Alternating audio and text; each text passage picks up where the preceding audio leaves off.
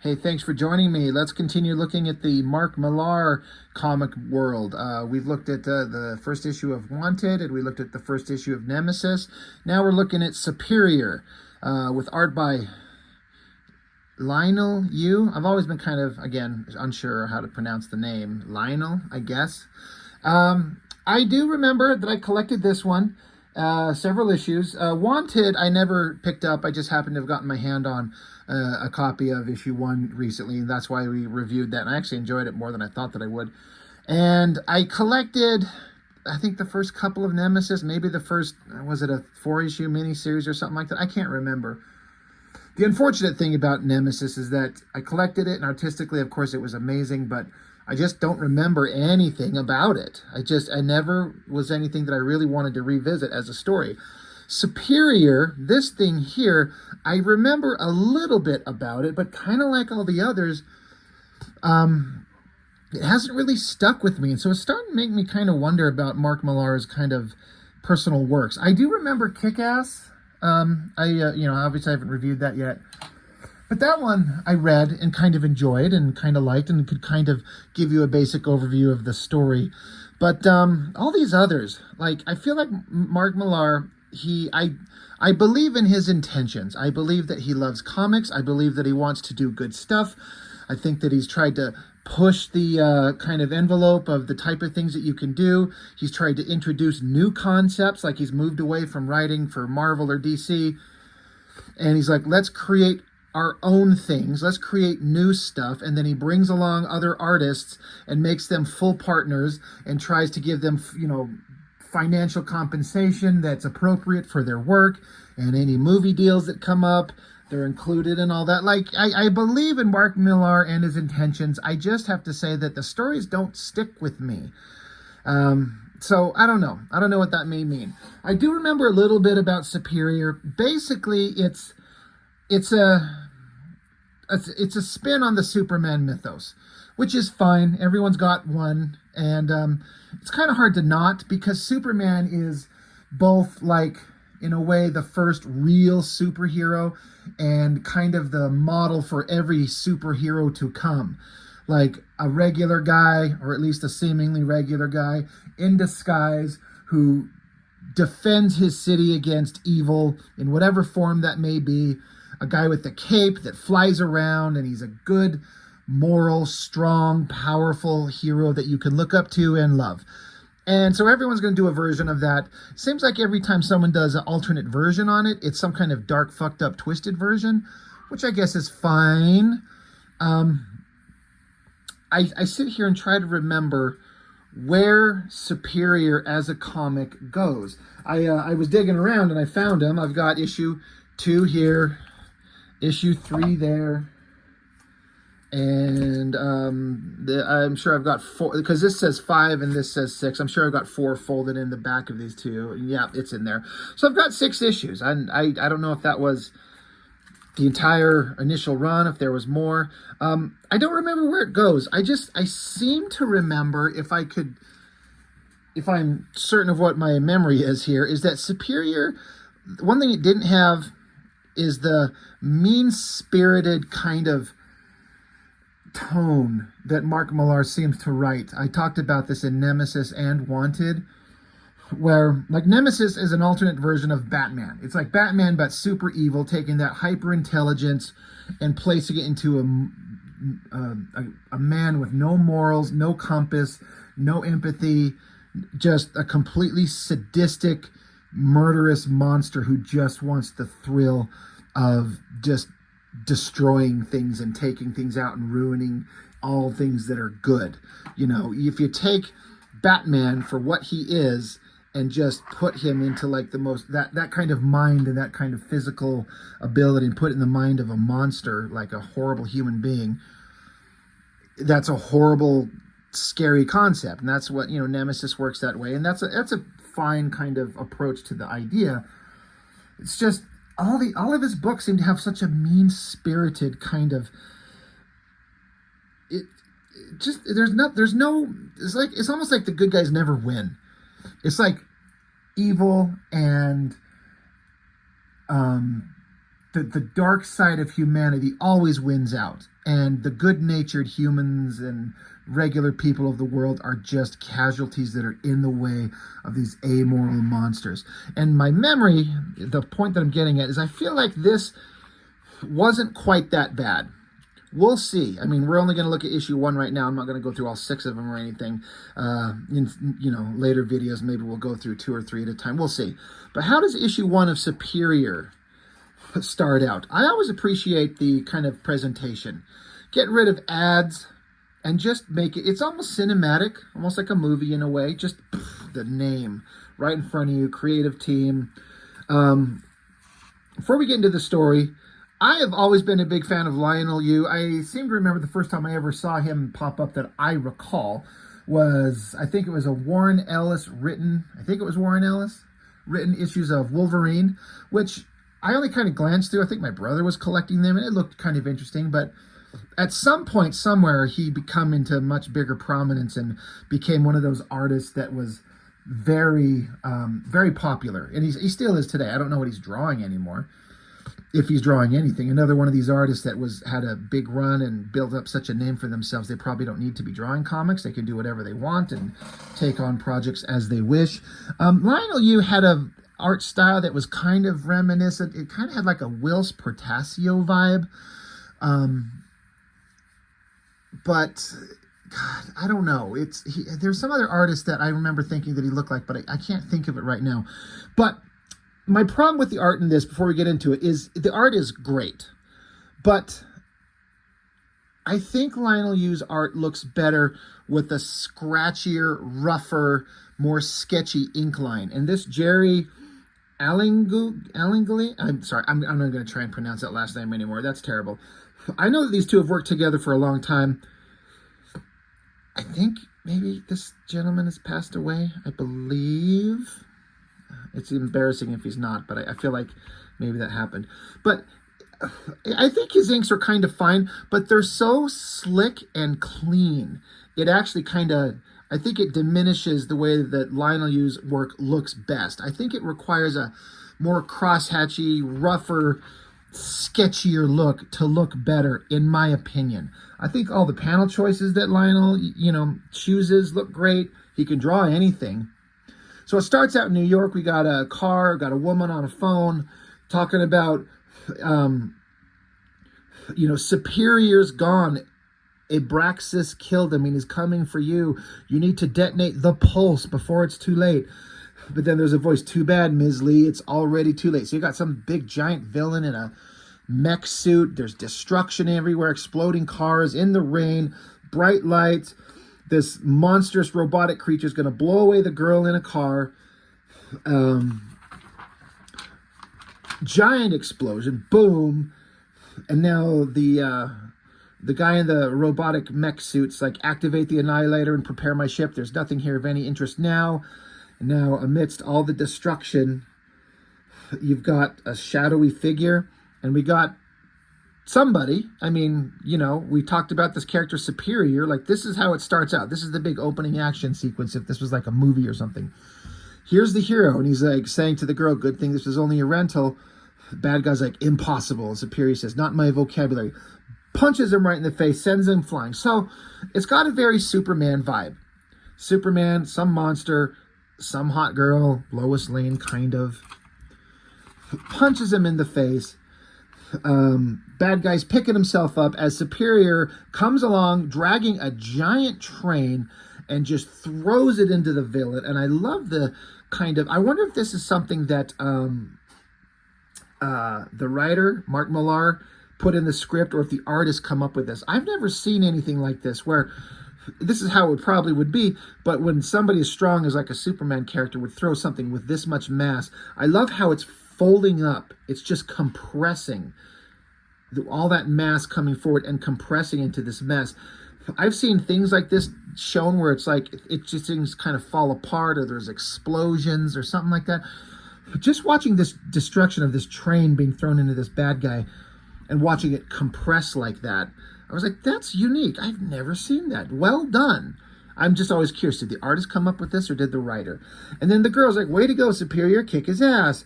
And so Superior standing over the monsters like, you should have done your homework. Abraxas, Earth's atmosphere makes me completely indestructible from top to bottom. Did you really think you could kill me by dropping me in a volcano? Bad guy says, not at all, hence the backup plan. Oh, well, what's that? And then some giant skull-faced monster with like giant guns of some type, some giant monster, just massive beast, comes crashing through the buildings. In the background, the Superior kind of Superman character here just turns and looks and says, my God. And then the bad guy says, I believe you met the Annihilator, the monster that destroyed your native planet. So we cut to everything we just saw was a movie.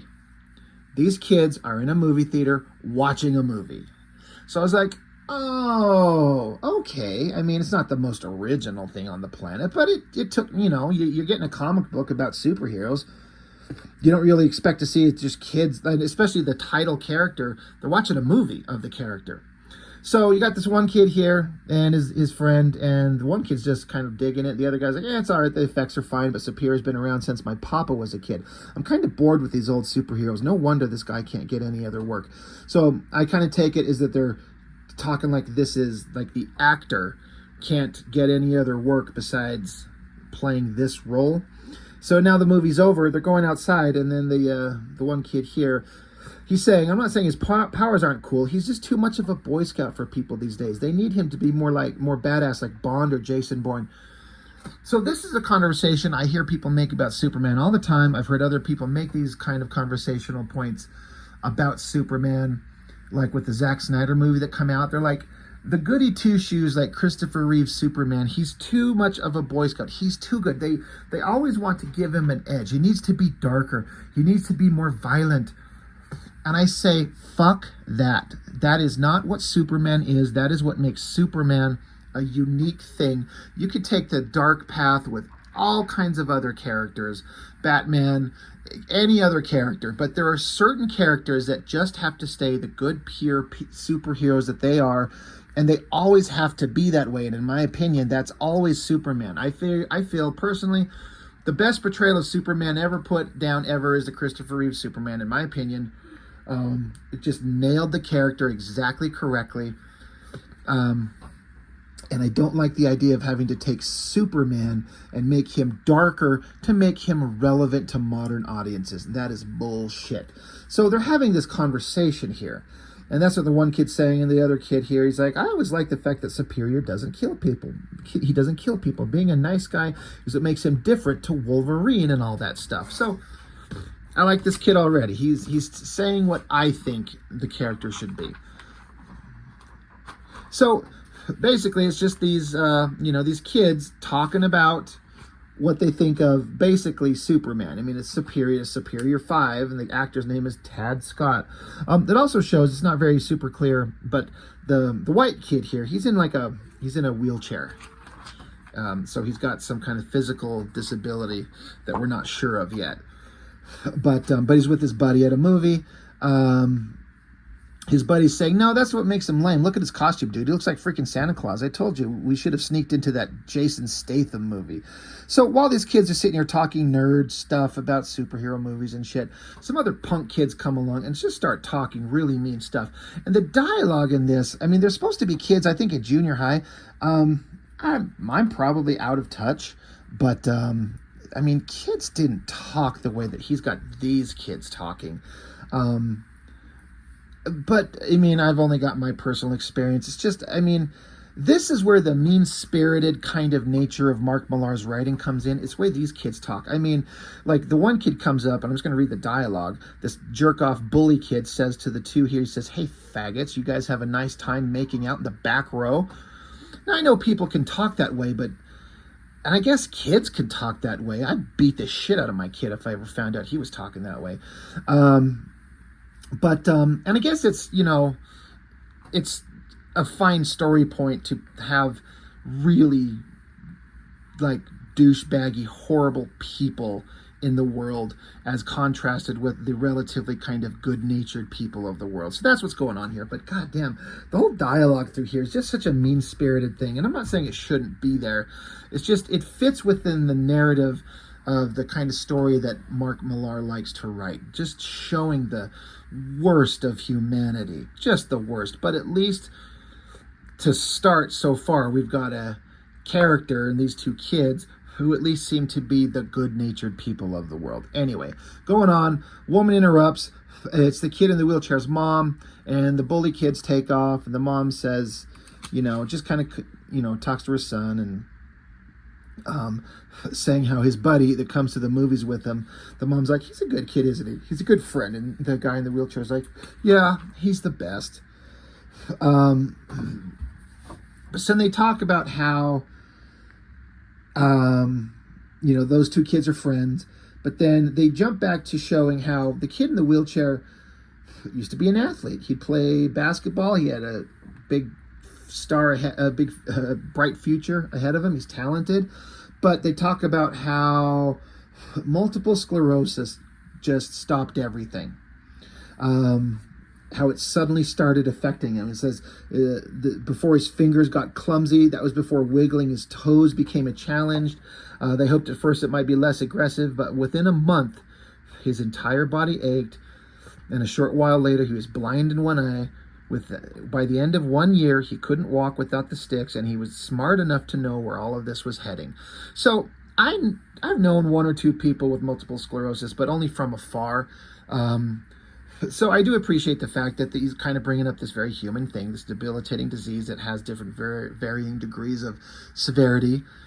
Like, I know of one person I know that kind of distant friends, and she'll kind of talk about how she's got it and it affects her in little ways here and there. She's still able to function, but there are days when it's really bad.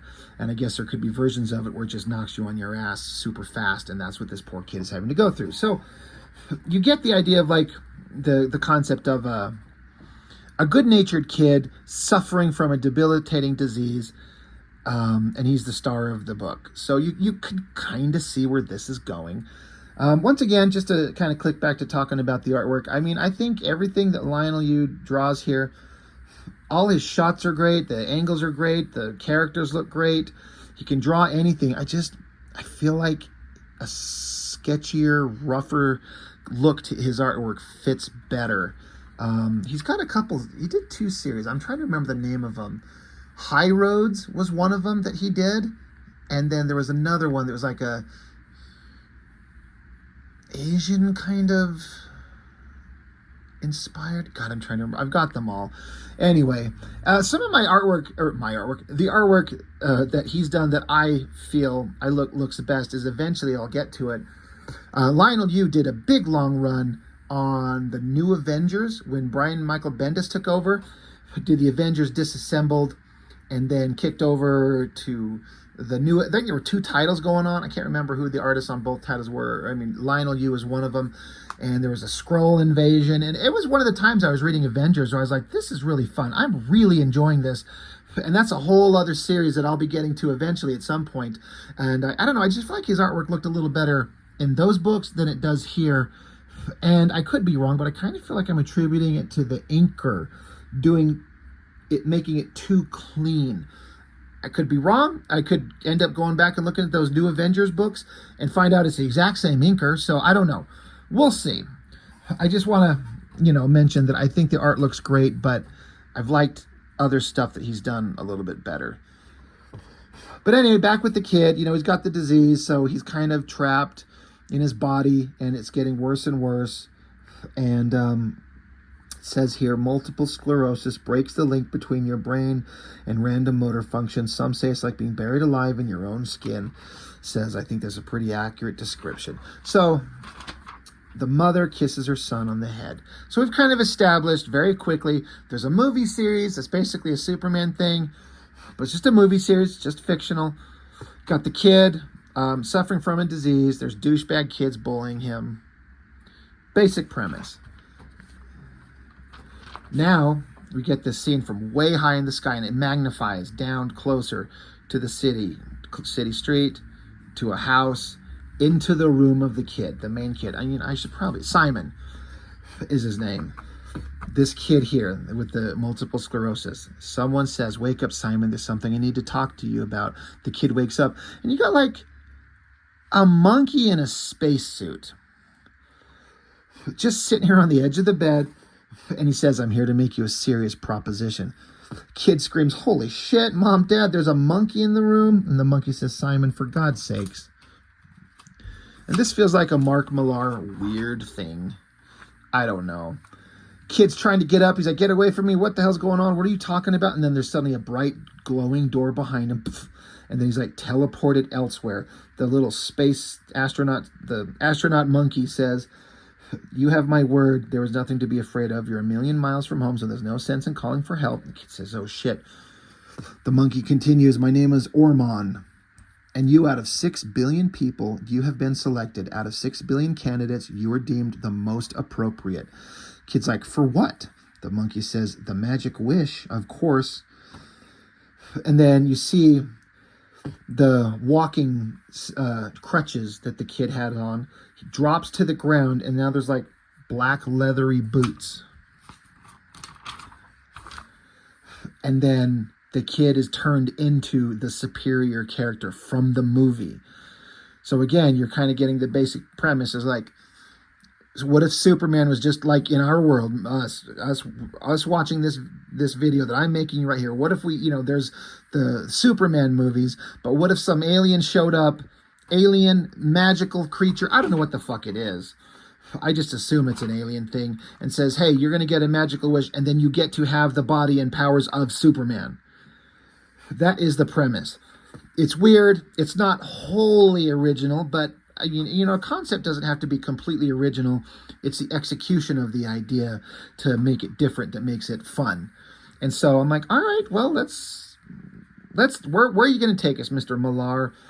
But he turns him into the character of Superior. The kid says, what have you done to me? The monkey says, go back home and show me what you can do. All will be explained in 1 week. And then the kid's teleported away, gone.